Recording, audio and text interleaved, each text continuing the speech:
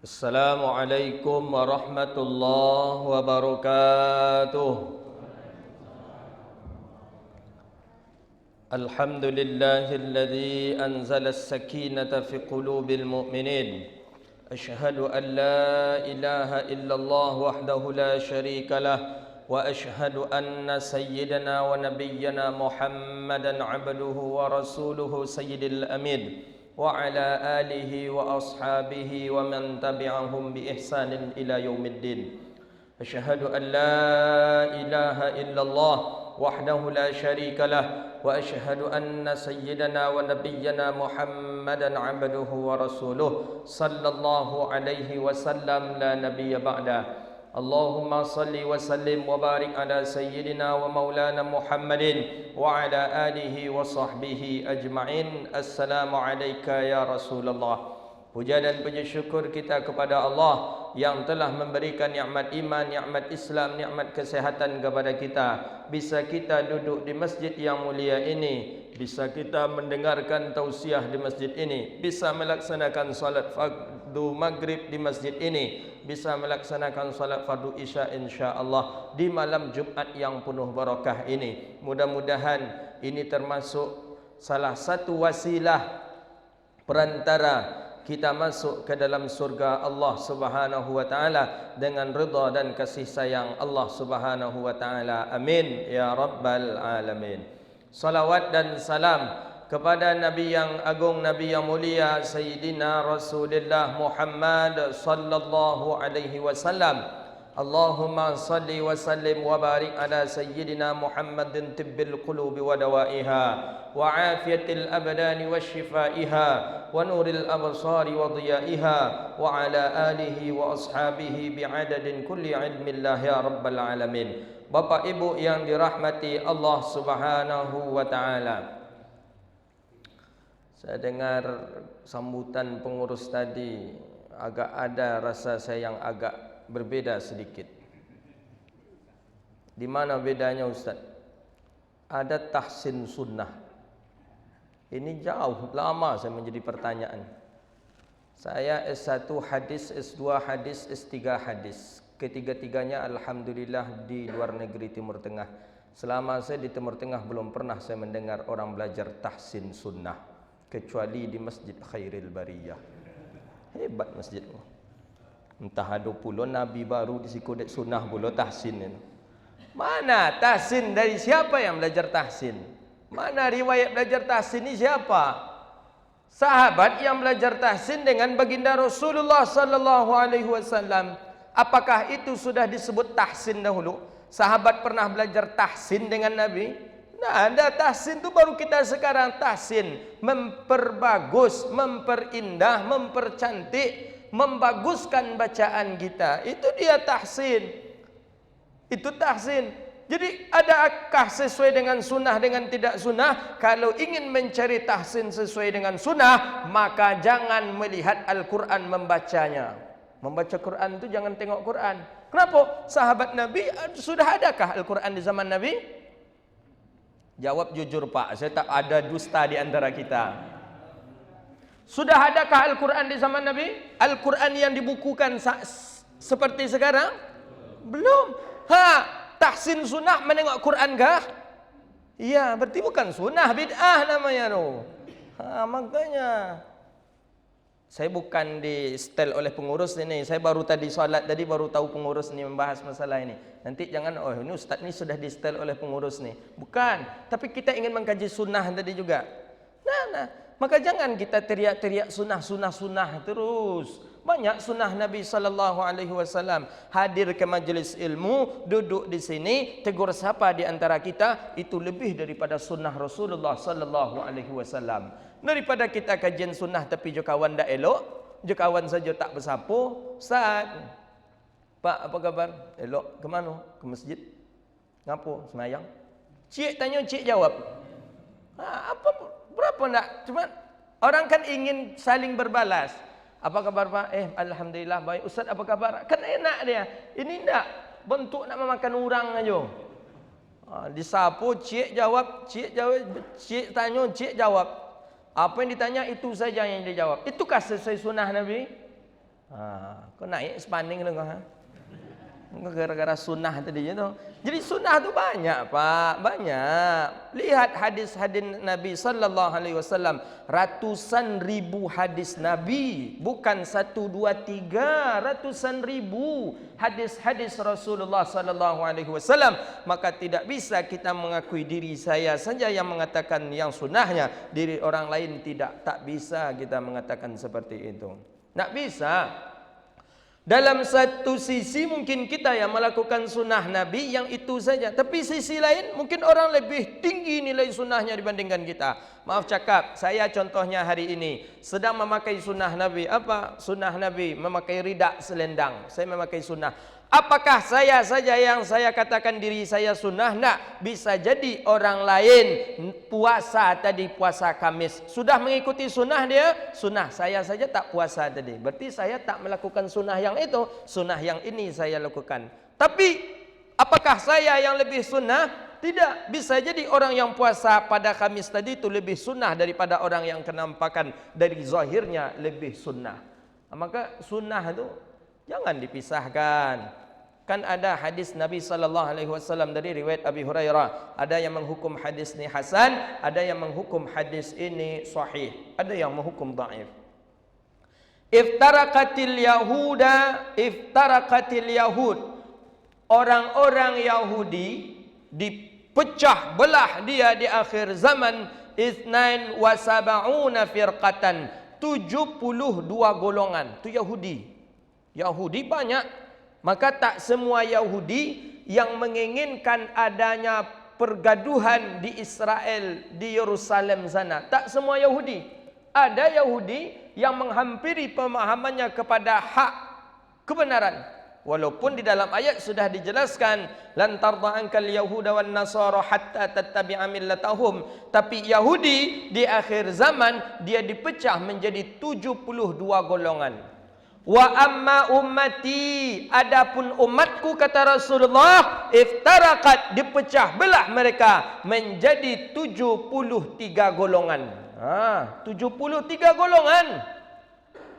Umat Nabi kita ni 73 golongan. Kulluhum finnar illal wahid, semuanya masuk neraka kecuali satu saja yang masuk surga. Hadis ni pahami baik-baik. 73 golongan di akhir zaman. Dah nampak sekarang 75-nya Ustaz? Dah nampak sekarang 75. Ada Ahmadiyah, ada Mujassamah, ada Murji'ah, ada Qadariyah, ada Syiah. Dah nampak hari ini. Kulluhum finnar. Semuanya itu 73 golongan itu masuk neraka. Illal wahid, kecuali satu saja yang masuk surga. Ini Nabi yang melakukan ni, yang mengatakan ni. Akhir zaman nanti kalian pun berpecah belah menjadi 73 golongan. Kulluhum finnar, semua dalam neraka kecuali satu saja yang dalam surga. Manhum ya Rasulullah, siapa mereka yang masuk surga? Siapa mereka yang masuk surga itu ya Rasulullah? Kata Nabi, hum ahlus sunnati wal jamaah. Ini dia yang masuk surga. Siapa mereka? Ahlus sunnah wal jamaah. Maka jangan dipisahkan dua kalimat di sana. Ahlun, 3, sunnah wal jamaah. Ini 3 ni. Kalau kita pisahkan, di sini kita kacaunya ni. Ahli sunnah wal jamaah. Ini kalimat tak bisa dipisahkan. Kalau nak buat pengajian ahlus sunnah wal jamaah. Buat masjid, muat masjid ahlus sunnah wal jamaah. Ustaz, buat ustaz ahlus sunnah wal jamaah. Jangan dipotong. Karena dipotong inilah gagal faham jadinya. Ahlinya dibuang, jamaahnya dibuang, diambil sunnahnya saja. Gagal. Maka itulah jadinya kajian-kajian sunnah. Ahlinya tinggal, jamaahnya tinggal sunnah saja.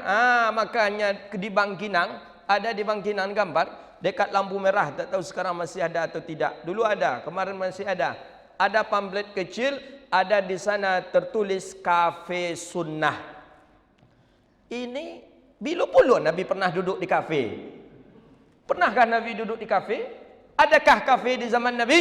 Tak ada. Maka jangan sampai mengolok-olokkan nama sunnah. Ini mengolokkan nama sunnah namanya ni. Meremehkan nama sunnah ni. Tertulis Kafe sunnah menyediakan susu, syai teh, kurma, kahwah, kopi. Itu kafe, jangan buat kafe sunnah. Kafe apa saja buat, jangan dibawa-bawa nama sunnah. Kalau ada kafe sunnah nanti bahaya, ada diskotik sunnah nanti. Kan mengkerdilkan sunnah Nabi. Nabi sunnahnya besar. Jangan karena kita ingin meraih jamaah banyak, ingin meraih orang dekat memahami Islam, tapi justru kita mencederai nama sunnah Rasulullah sallallahu alaihi wasallam. Banyak sekarang. Kemarin ada pula saya lihat cucian sunnah, laundry sunnah. Apa pula nama bila Nabi buka laundry? Kapan pula Nabi buka laundry dalam sejarah? Ni laundry sunnah. Astaghfirullah. Buat saja laundry khairat, laundry kan banyak. Laundry muslim, ini laundry sunnah. Tersinggung nanti orang-orang laundry yang lain. Apa tersinggung? Oh, berarti laundry saya tak laundry sunnah nih. Apa? Dilihat, serupanya tak jauh berbeda laundry dia dengan laundry orang itu. Maka jangan, nama sunnah jangan diputus. Buat ahlu sunnah wal jamaah. Kajian ahlu sunnah wal jamaah. Nanti ada ustaz sunnah, ada tak ustaz sunnah. Itulah ustaz kita Abdul Somad, termasuk saya tak dimasukkan kategori ustaz sunnah. Saya walaupun pakai jenggot ni tak termasuk ustaz sunnah saya ni. Karena jenggot saya pendekkan, saya potong. Yang ustaz sunnah tu jenggotnya agak panjang seketik tu. Seboleh 12 dengan jenggot kambing. Panjang tu. Apalagi ustaz Abdul Somad tidak dianggap ustaz sunnah karena ustaz Somad tak punya jenggot. Tak punya jenggot. Sampai ke ustaz pun ada ustaz sunnah. Dari kapan? Kok dahulunya tak ada para a'immah, para sahabat mengistilahkan, oh ulama ni ulama sunnah, yang ni tak ulama sunnah, tak ada. Kenapa hari ini di era 2000 ini muncul ustaz sunnah? Sunnah ni hukum atau apa ni? Hukum ada 5. Ada sunnah, ada wajib, ada haram, ada mubah, ada makruh. 5. Kalau seandainya ustaz sunnah ada, berarti ada ustaz wajib. Mungkin saya termasuk ustaz wajib kayaknya. Ada ustaz haram, astagfirullah. Ada ustaz mubah, ada ustaz makruh. Kajian tahsin, ada tahsin sunnah, ada tahsin wajib. Itu hari Rabu tu tahsin wajib itu di Masjid Khairul Bariyah. Ada tahsin makruh, ada tahsin mubah, ada tahsin haram. Inna lillahi wa inna ilaihi raji'un. Ini musibah. Jangan kita kotak-kotak umat muslim. Nabi kita satu, Nabiuna Muhammadun sallallahu alaihi wasallam. Kitab Quran kita satu, Al-Quranul Aziz. Tuhan kita satu, Allahu Rabbun Jalla Jalaluh. Sama ibadah kita. Ngapain kita harus terkotak-kotak? Umat senang, di luar sana senang melihat kita dalam keadaan seperti ini. Sehingga ada yang memisahkan kita, sehingga kita berkelahi. Maka masjid tak menciptakan lagi suasana yang aman untuk ibadah. Takut orang ke masjid. Kemarin saya ceramah di mana itu? Di daerah kita, di Pekanbaru nih. Ustaz, dia ada pertanyaan, bagaimanakah status saya hari ini? Saya tidak mau solat ke masjid karena takut terikut bawa arus orang berkelahi di masjid. Ya Allah, berkelahi di masjid? Itu pertanyaan lewat kertas. Saya sampaikan, ke masjid tetap harus datang ke masjid. Ikut berkelahi, ngapain harus ikut? Tidak perlu kita ikut. Oh, antara ini dengan ini, ngapain? Masjid bukan untuk berkelahi. Masjid untuk menciptakan perdamaian. Maka lihat sejarah ketika Nabi sallallahu alaihi wasallam pertama kali hijrah ke Madinah, apa yang dibangun Nabi? Masjid. Bukan rumah untuk Nabi, bukan jembatan, bukan jalan, bukan mall, bukan hotel, tapi yang dibangun oleh Nabi sallallahu alaihi wasallam adalah masjid bernama Masjid Quba. Untuk apa? Untuk menyatukan pemahaman orang Ansar dan orang Muhajirin. Untuk menyatukan pendapat orang Ansar dan Muhajirin. Untuk menyatakan bahawa tujuan kita hidup ke atas dunia ini sama, yaitu untuk meninggikan kalimat Allah Subhanahu wa ta'ala di atas dunia ini. Jadi kalau nanti berkelahi Ustaz, jangan terbawa kita, justru kita damaikan. Ada orang berkelahi, si A berkelahi dengan si B dalam masjid, kita damaikan. Tak bisa kita damaikan, ya kita perbaiki. Tak bisa kita perbaiki, ya tinggalkan. Tapi bukan berarti kita tak datang ke masjid, tinggalkan. Jangan dia adu pula, tarilah. Yo tinggalnya tarilah. Ya ada pula kadang jemaah ni mangik-angik pula kadang ni. Dia ambil-ambil telinga pengurusan. Ya pula nanti lagi. Tak, jangan mau. Masjid adalah tempat persahabatan. Maka itulah kita dianjurkan di dalam masjid tu memperbanyak tegur sapa, salam. Salam kan bagus kita salam. Itu kan meregat daripada hubungan silaturahim kita. Jadi jangan berkelahi. Ini masjid digunakan tempat berkelahi. Hancurlah umat kalau begitu. Hancur umat jadinya. Gagal masjid untuk tempat persatuan dan kesatuan umat. Maka jangan gara-gara kaki berkelahi pula. Nancik kau nak salat mengangkang, nancik kau kerjanya mengejar kaki orang saja. Dan bapak ni alergi kakinya sentuh dengan orang. Dia kejar terus, dikejar. Dipijaknya, sama yang anda. Jadi hal yang masalah khilafiyah selagi tidak batal salatnya. Tak salat, tak batal salatnya. Dalam hadis kan jelas, sawu sufakum fa inna taswiyatus sufuf min tamamis salah. Dalam riwayat lain min iqamatis salah, yang dianjurkan tu lurus, saf, rapat. Bukan, tak ada di dalam hadis tu, tak ada pijak kaki kiri kananmu, tak ada. Untuk apa kita pijak kaki kawan? Tempelkan kaki kiri kananmu, tak ada. Qidam bil qidam, katif bil katif. Tumit. Lihat sejajar dengan tumit. Katif bil katif, bahu dengan bahu. Kalau bahu ni kita samakan semuanya, mungkin banyak orang salat pakai kursi. Orang yang pendek tentu ingin menyamakan bahu dengan orang yang tinggi, itu pakai kursi dia lagi. Tapi tidak, intinya adalah saf, lurus, rapat. Untuk apa? Untuk rapi. Untuk apa? La takhtalifa qulubakum, kan jelas dalam hadis. Agar jangan hati kamu saling berselisihan. Jangan kita nanti hati kita dendam. Jangan ada di hati kita salah paham. Itulah maksud daripada luruskan saf itu. Ini teman kadang semangat sekali. Geser, pijak kaki. Ini pernah terjadi nih Mbak. Saya tausiah di daerah Tapung. Gambar. Bapak ni dah tua, bapak ni dah salat dia. Bapak ni dah salat, datang remaja, pemuda yang agak semangat tentang sunnah tadi. Dia masbuk. Datang dia salat. Dia saf di samping bapak ni. Langsunglah dikejar kaki bapak ni. Sebelumnya tak ada yang ngejar kaki bapak ni. Pemuda ni semangat dikejar kaki bapak ni. Dah rapat bapak ni kakinya, dikejar lagi, rapat bapak ni, dikejar lagi sampai bapak ni kayak gini. Dikejar lagi. Emosi ya Pak, kau nyepijak dah Pak, kau nyetenju ciang sama yang dah macam mana.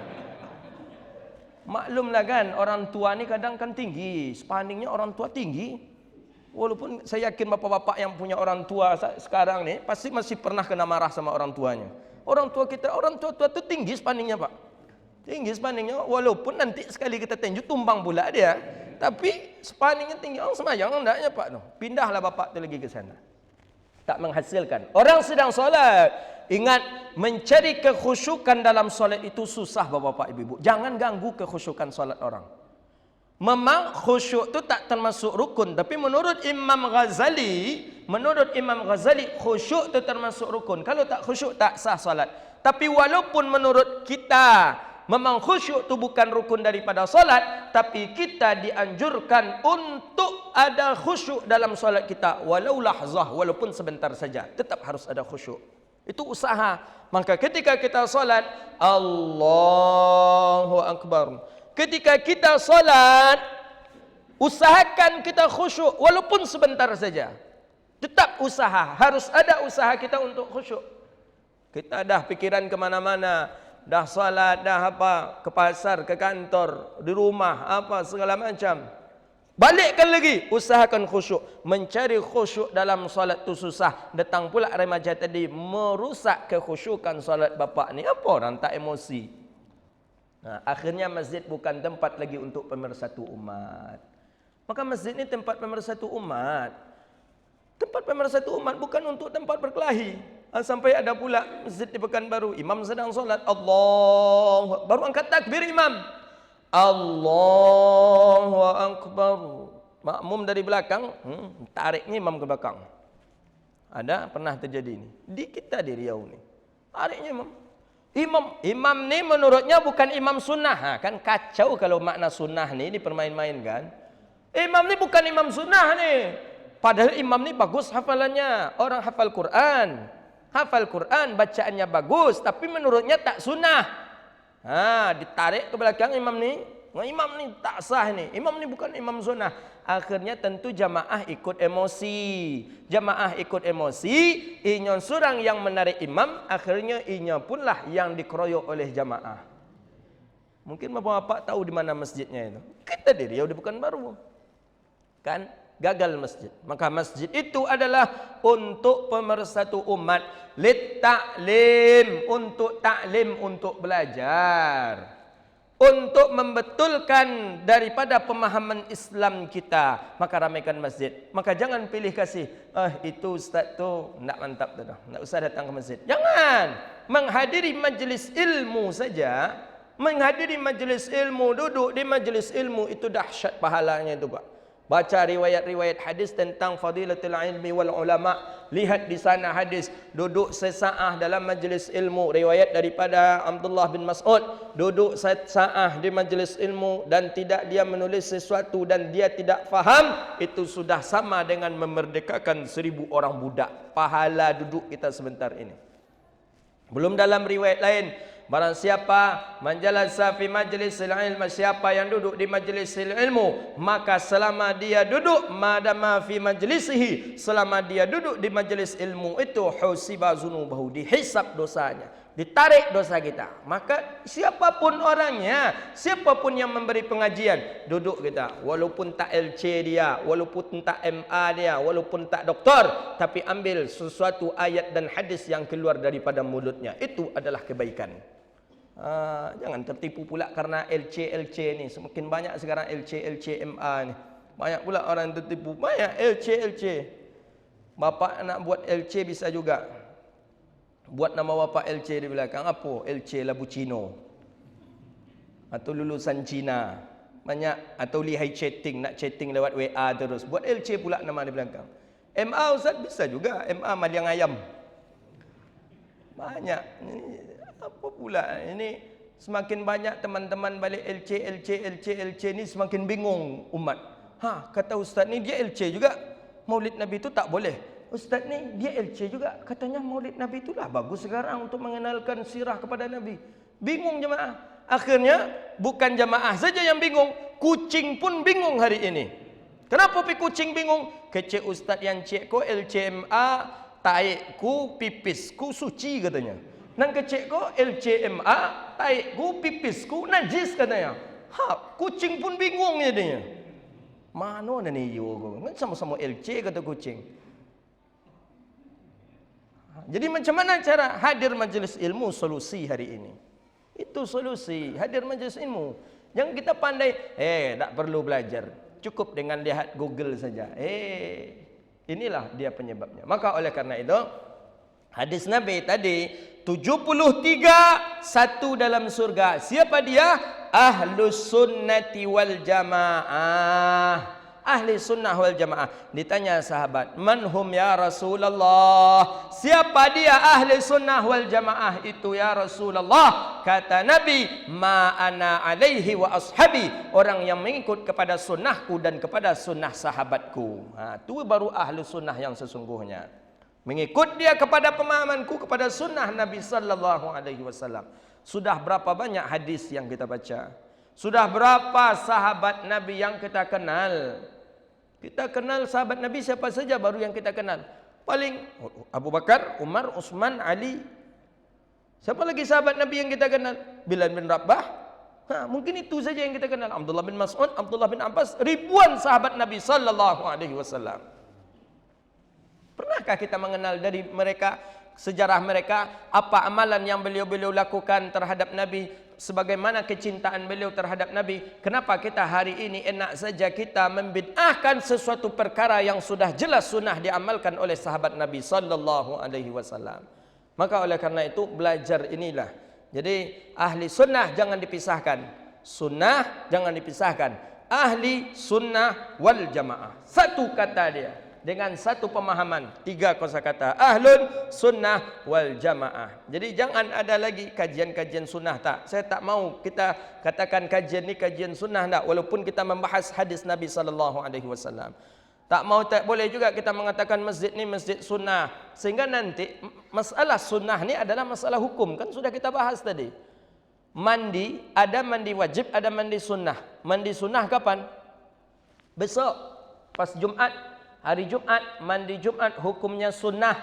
Memang dalam pendapat lain ada mengatakan wajib. Mandi sunnah ni disepakati, mandi Jumat itu disepakati hukumnya sunnah. Ada mandi wajib. Mana mandi wajib? Mandi siap junub, mandi hubungan suami isteri. Setelah hubungan suami isteri, mandi wajib namanya. Ada mandi wajib, ada mandi sunnah. Maka kalau kajian ada kajian wajib, ada kajian sunnah nanti. Kan bahaya. Maka jangan dikotak-kotak dengan permasalahan yang seperti itu, bapak-bapak, ibu-ibu. Masalah kita hari ini ke depan jelas musuh kita dah nampak. Musuh dah berani menampakkan diri hari ini. Kita masih sibuk dengan permasalahan-permasalahan khilafiyah yang dahulunya sudah dibahas. Musuh dah nampak. Dah nampak musuh, dah berani mengatakan kami adalah musuh umat Islam. Dia sudah berani mengatakan kamilah lawan umat Islam. Dah jelas musuh hari ini. Sudah berani musuh menampakkan diri kalau dia berlawanan dengan Islam. Maka jangan mempermasalahkan masalah khilafiyah lagi. Cukuplah khilafiyah itu sudah dibahas oleh ulama kita dahulu kala. Apa coba? Sudah dibahas oleh ulama. Masalah maulid Nabi dah dibahas oleh ulama. Masalah nuzul Quran dah dibahas oleh ulama. Masalah doa bersama dah dibahas oleh ulama. Masalah kunut subuh dah dibahas oleh ulama. Masalah zikir jahar setelah salat sudah dibahas oleh ulama. Sudah selesai pembahasan ulama tentang itu. Kita yang baru lahir di abad yang ke-2000 ini membahas masalah itu. Itu namanya mau ulang-ulang kaji namanya itu. Mampalamu sampai. Musuh dah jelas. Musuh kita adalah orang-orang munafik, bukan orang kafir saja, Bapak Ibu yang dirahmati Allah. Munafik, dia ke masjid, dia salat, dia baca Quran, tapi dia tidak menginginkan ada suatu kebaikan di dalam Islam. Ini termasuk musuh kita ni. Hati-hati ni. Orang musuh banyak sekarang musuh Islam. Mulai muncul musuh-musuh kita kelihatan hari ini setelah semenjak adanya Gubernur DKI Jakarta yang melecehkan daripada Al-Quran. Semenjak itulah mulai nampak musuh. Nampak munafik di sana. Saya Islam, saya salat, tapi saya suka cara kepemimpinan Ahok itu. Ini nampak leceh. Tandai leceh tu. Siap tu cerita pula di kedai lain. Ahok tu sebenarnya terzalimi dia itu. Lah, tandai 2. Nampak pula satu lagi. Ahok tu kan bagus dia. Ada reklamasi, ada begini, ada begitu. Tandai 3. Ahok tu bagus. Itu fitnah saja itu tentang Ali Imran Al-Maidah itu fitnah saja tu. Bukan tak ada dia melecehkan ayat. Ini sudah banyak muncul hari ini. Bukan dari kalangan orang lain, kadang-kala dari kalangan keluarga kita sendiri. Keluarga kita sendiri kadang. Maka sakitnya.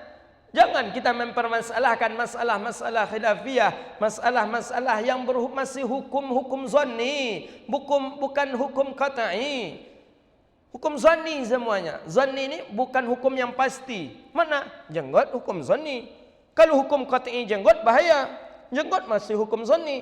Orang yang berjenggot dengan tidak orang yang berjenggot masih dihitung muslim dia. Bukan kafir pula orang yang tak berjenggot. Maka ini masih hukum zanni. Tak usah memperpanjang masalah jenggot. Kalau jenggot perpanjang tak apa. Tapi masalah jenggot jangan. Masalah isbal, masalah zanni, bukan masalah i'tiqad. Orang yang isbal, orang yang di bawah mata kaki celananya, di atas mata kaki celananya, tetap dia dihitung seorang muslim kalau dia salat. Jangan berhak pula kita mengkafirkannya lagi. Maka tak ada masalah itu yang harus begitu serius kita memahaminya. Dia adalah sunnah Nabi. Masalah zanni bukan masalah qat'i, sehingga tidak mengeluarkan pelakunya daripada agama Islam. Bayangkan, orang-orang yang hari ini gembira dia melihat umat muslim terkotak-kotak. Umat muslim terkotak-kotak, oh ini begini fahamnya, begini fahamnya, begini faham. Sedangkan musuh sudah mengatur rencana dia di depan kita. Musuh dah mengatur rencana dia di depan kita. Sedangkan kita sibuk mempermasalahkan ini. Sehingga dia nanti masuk menyerang kita. Dan kita pun mudah untuk mereka kalahkan. Jadi oleh karena itu hadis Nabi ini sangat luar biasa terhadap diri kita ini. Dah nampaklah hadis Nabi ini ke hadapan kita bahawa betul baginda Rasulullah sallallahu alaihi wasallam memprediksi aliran-aliran itu akan ada. Akan ada. Aliran ini bukan partai politik, Pak. Yang 73 maksudnya sini bukan partai politik. Jadi sahabat Pulau Golkar, Demokrat, PDIP di situ lah tu. Bukan, tapi aliran agama. Aliran i'tiqadiyah. Ada tengok Ahmadiyah. Ahmadiyah nabi palsu. Siapa namanya? Mirza Ghulam Ahmad nabinya dari India. Dari India sempat masuk ke Indonesia, sempat berkembang di Indonesia. Untung ada Habib Rizik Syihab yang selalu mempertahankan dan mengusir daripada Ahmadiyah sampai ke DPR, sampai ke mana-mana ia perjuangkan. Sampai itulah Ahmadiyah dinyatakan sesat di Indonesia. Coba kalau tak ada beliau. Saya bukan orang FPI, kita bukan orang FPI, tapi jasa beliau dahsyat. Dah masuk. Kalau tak ada beliau, mungkin kita hari ini dah banyak pula. Dia berkembang Ahmadiyah, Sumatera Barat berkembang Ahmadiyah. Nabi palsu membawa nabi palsu. Nama nabinya Mirza Ghulam Ahmad, lahirnya di Hindia. Kan? Banyak, ini termasuk salah satu yang 73 digambarkan Nabi sallallahu alaihi wasallam. Seharusnya yang berhak mengatakan kajian sunnah itu termasuk mereka nih, karena nabi mereka baru mati. Mirza Ghulam Ahmad diangkat sebagai nabi. Karena ada Ahmad di sana. Jadi syahadatnya dah salah. Asyhadu an la ilaha illallah wa anna Mirza Ghulam Ahmad Rasulullah. Tak Nabi Muhammad katanya lagi dah. Mirza Ghulam Ahmad Rasulullah. Di Indonesia banyak, ada Lia Edan, Lia Gilo, nabi palsu. Siapa itu lagi? Ahmad Musaddiq. Siapa lagi? Banyak di Indonesia. Besok sebentar lagi ada pula di Masjid Khairil Bariyah. Dah siapa pula namanya? Dirubah pula nanti syahadat orang ni. Asyhadu an la. Tak bisa. Syahadat itulah hukum qat'i. Ladi hukum, kata orang pepatah orang kita, hukum ikatnya tu udah ikat mati. Bukan ubu, kata orang kamu, bukan ubu sentak katanya. Ubu sentak ketika disentak lopenya terbuka. Tak, hubungan syahadat tu sudah ikat mati. Asyhadu an la ilaha illallah wa asyhadu anna Muhammadar Rasulullah. Mulia Nabi. Gantilah sekarang dengan nama kita kalau boleh. Cuba ganti, letakkan aja nama kita di situ. Asyhadu an la ilaha illallah wa anna tukiman Rasulullah. Tak bisa. Ini ada di Indonesia. Maka banyak pemahaman-pemahaman itu. Ada mujasamah yang menjisimkan Allah. Katanya Allah pakai tangan, katanya Allah pakai kaki, katanya Allah duduk di atas langit. Ini nama kaum ini pemikiran mujasamah, menjisimkan Allah. Tak boleh, berdosa, haram. Nak mungkin Allah punya tangan pula. Jelas Ustaz dalam ayat kan ada. Yadullah fauqa aidihim. Tangan Allah di atas tangan mereka. Tangan itu bukan maksud tangan yang seperti ini, tapi kekuasaan Allah di atas kekuasaan mereka. Maka menurut Abi Hasan Asy'ari, akidahnya ahli sunnah wal jamaah, bahawa makna tangan itu sangatlah banyak. Salah satu makna tangan dalam ayat itu adalah kekuasaan Allah. Tak boleh kita mengartikan tangan dengan makna tangan seperti kita. Ini paham mujasamah. Saya dengar akidah, katanya judul kajiannya Tauhid Akidah Ahli Sunnah wal Jamaah. Tapi di dalamnya membahas bahawa tempat Allah itu ada di atas langit. Sebagaimana di dalam ayat mengatakan Fis sama, Allah di langit. Dalam hadis Jariyah bertanya, Allah di langit. Kalau di langit, Allah berarti punya tempat. Yang punya tempat itu makhluk. Mustahil Allah punya tempat. Kalau tak ada langit, kemana lagi Allah? Kan bahaya. Yang memiliki tempat itu adalah makhluk. Kita memiliki tempat. Cincin ni saja. Dia buang cincin ni kemana saja, tetap dia butuh tempat. Buang butuh tempat. Kemana saja butuh tempat. Udara butuh tempat. Air butuh tempat. Apa saja yang ada di atas dunia ini, dia butuh kepada tempat kecuali Allah. Maka Allah itu laisa kamislihi syai'un wa huwas samiul basir. Allah itu tidak memiliki tempat sedikit pun. Ini akidah yang sebenarnya ahli sunnah wal jamaah. Sekarang banyak Pak, dari 73 golongan ni, banyak pula yang mengaku ahli sunnah wal jamaah. Kami ahli sunnah wal jamaah, ni tidak. Kami ahli sunnah wal jamaah, sini tidak. Kami ahli sunnah wal jamaah, sini tidak. Di sinilah nampak mulai banyak dia pemahaman-pemahaman. Belum Syiah lagi. Jadi dah nampak musuh kita depan tu dah nampak dah. Belum Syiah. Syiah lebih kacau lagi. Lebih dahsyat lagi Syiah. Dengan nikah mut'ahnya, dengan caranya memberikan pemahaman Islam kepada orang, bahaya lagi Syiah. Belum lagi Salafiyah, Wahabiyah, belum lagi Qadariyah, belum banyak pemahaman-pemahaman. Maka oleh karena itu berdoa selalu kepada Allah. Apa doa kita kepada Allah? Allahumma tsabbit qulubana ya muqallibal qulub. Yang membolak-balikkan hati, yang membolak-balikkan hati adalah Allah. Tsabbit qulubana ala dinika wa ala ta'atik. Ya Allah, tetapkanlah hati kami ya Allah ala dinika, di atas agama Engkau, wa ala ta'atika, di atas taat kepada Engkau ya Allah. Apalagi kita hidup hari ini di zaman fitnah. Kita zaman fitnah Pak. Keluar rumah saja kita sudah maksiat Bapak Ibu yang dirahmati Allah. Keluar rumah dah maksiat kita. Zaman kita zaman fitnah. Zaman fitnah. Belum lagi yang mempengaruhi anak, isteri kita, keluarga kita. Dari media segala macam, hidup kita di zaman fitnah. Tsabbit qulubana ya Allah, tetapkanlah hati kami ini ya Allah ala dinika, di atas agama Engkau, wa ala ta'atika, di atas taat kepada Engkau ya Allah. Inilah doa kita. Maka mudah-mudahan bermohon kita kepada Allah, termasuklah kita dari golongan ahli sunnati wal jamaah. Mudah-mudahan amin ya rabbal alamin.